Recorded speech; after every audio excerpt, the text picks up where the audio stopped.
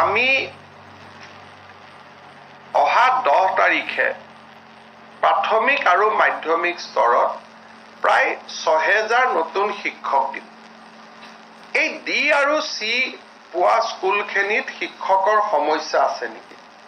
শিক্ষা বিভাগে স্কুলত পোষ্ট কৰোঁতে, কাৰণ এজন শিক্ষকে এখন স্কুলক ষ্ট্ৰেইট ৱে ডিৰ পৰা বিলৈকে লৈ আহিব পাৰে, ইফ নট এ, লাহেকৈ আৰু আগুৱাব পাৰে। গতিকে ডি আৰু সি পোৱা স্কুলখিনিত শিক্ষকৰ প্ৰয়োজনীয়তাৰ ওপৰত অকণমান চাব লাগে।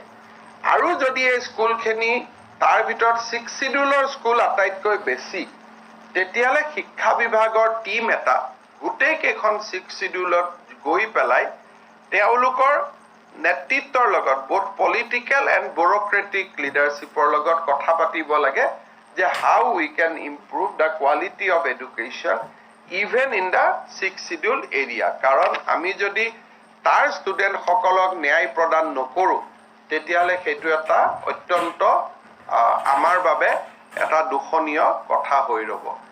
এই মোৰ বক্তব্যৰে মই আজি গুণোৎসৱৰ আনুষ্ঠানিক ফলাফল